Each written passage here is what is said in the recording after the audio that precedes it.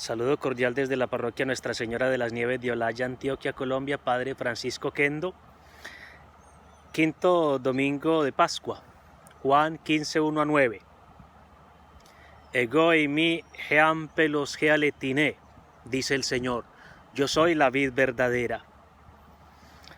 El Señor es la vid verdadera y nosotros somos sus sarmientos. El Señor es la vid verdadera cuyo fruto es el vino eucarístico, su sangre donada como alimento para todos nosotros. Estoy aquí en Viña Sicilia, al pie de la vid, porque de eso nos habla el Evangelio hoy. La vid, que es la única planta de nuestra flora que ha tenido el privilegio de ser usada por el Señor como símbolo de sí misma. De sí mismo, perdón, yo soy la vid verdadera. La vid y la viña son unas imágenes muy apreciadas por los profetas, desde el célebre canto a la viña de Isaías 5, pasando por el profeta Jeremías, pasando por el profeta Ezequiel, el Salmo 80. Es una figura muy usada y cargada de un rico simbolismo. La vid es símbolo de la prosperidad tranquila y la tranquilidad próspera en los tiempos de Salomón, cuando el primer libro de los Reyes, capítulo 5, para expresar la prosperidad bajo el reinado de Salomón, dice que en aquella época cada uno podía vivir bajo su vid y bajo su higuera. La vid, que es símbolo de la sabiduría, con sus frutos bellamente exuberantes y exuberantemente bellos, en Eclesiástico 24, la vid, que es símbolo del amor esponsal, en el Cantar de los Cantares 5, la vid, que es símbolo de Israel. Por ello, en el templo, en el ingreso del llamado Ulam, existía una vid de oro con racimos de oro. Pues bien, ahora el Señor hace de la vid pues un símbolo de sí mismo. Yo soy la vid y ustedes son los sarmientos. Entremos un poco en contexto. Estamos en la segunda parte del Evangelio de San Juan, llamado el Libro de la Gloria. Nos ubicamos en la última cena. Jesús ha lavado los pies de sus discípulos y comienza ese largo discurso que llamamos el discurso de la despedida, que los estudiosos suelen dividirlo en dos partes, capítulos 13 y 14, la primera parte, capítulos 15 y 16, la segunda parte. Estamos pues en el inicio de la segunda parte del gran discurso de despedida.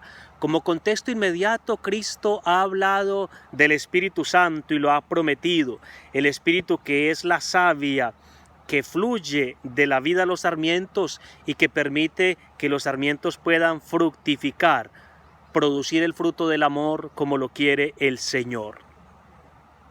Yo soy la vid verdadera. Escuchamos este paso del Evangelio que hace parte de un discurso un poco más largo.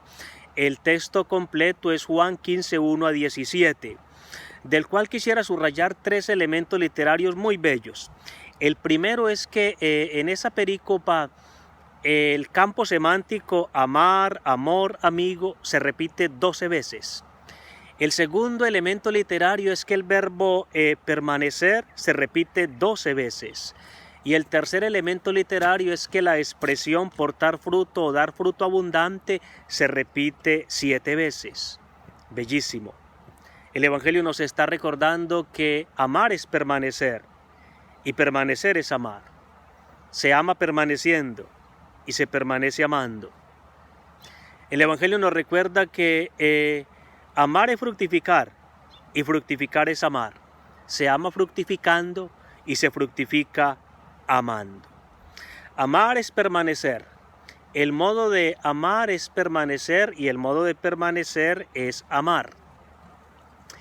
Yo acabo de celebrar las exequias de mi padre y cuando pienso en él, pienso en una persona que amó mucho su familia y amó mucho su iglesia. ¿Y cómo me doy cuenta? Porque permaneció siempre en su familia y permaneció siempre en su iglesia, permaneció siempre en su frecuentación de la misa dominical. El reto que nos está proponiendo el Evangelio en este domingo es que permanezcamos. Así como este sarmiento que está aquí, este sarmiento, para poder vivir y para poder fructificar, aquí podemos apreciar ya aquí los primeros racimitos de uva que se están formando. Pues bien, el sarmiento puede fructificar gracias a que permanece unido a la vid.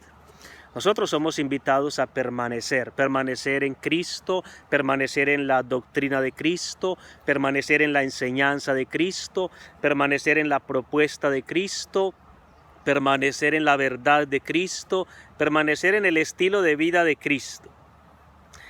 Y permanecer siempre, perseverar. Es lo que la segunda lectura de la primera carta de Juan capítulo 3 nos está recordando, cuando dice: el que cumple sus mandamientos permanece en Cristo y Cristo en él. Y en esto conocemos que permanece en nosotros por el Espíritu que nos ha dado. El Espíritu, efectivamente, esa savia que fluye a través de nosotros sarmientos cuando permanecemos unidos a Cristo, y que nos permite pues producir el fruto del amor, el fruto del Espíritu. Gálatas 5, donde el apóstol Pablo habla del fruto del Espíritu y lo presenta como un pequeño racimo, ¿sí? Él habla de los frutos del Espíritu que forman más o menos así un pequeño racimo. Pues bien, permanezcamos, y permanecer en Cristo es también permanecer en la iglesia, porque no existe un permanecer en Cristo sin un permanecer en la iglesia, y no existe un permanecer en la iglesia sin un permanecer en Cristo.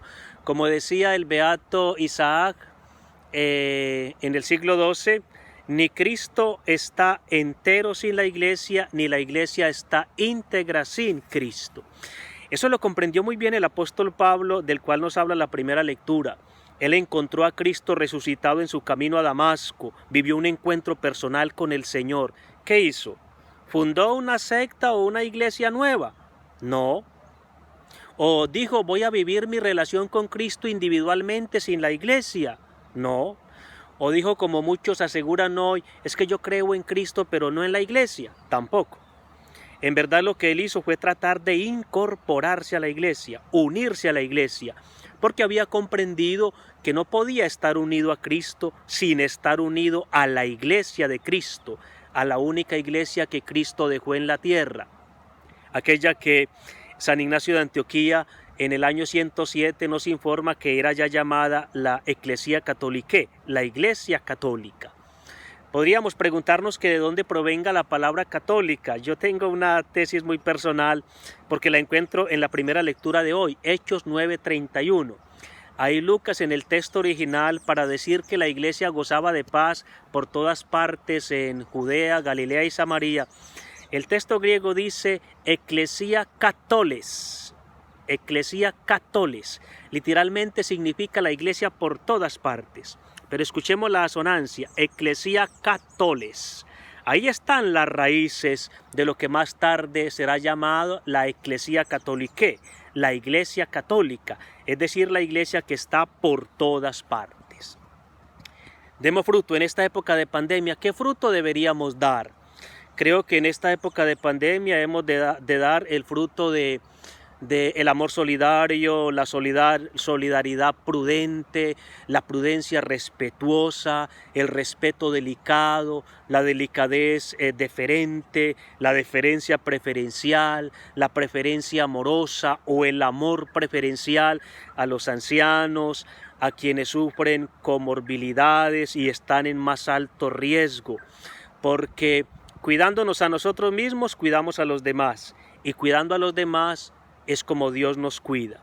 Por tanto, cuidemos y expresemos el amor, demos fruto del cuidado los unos para con los otros.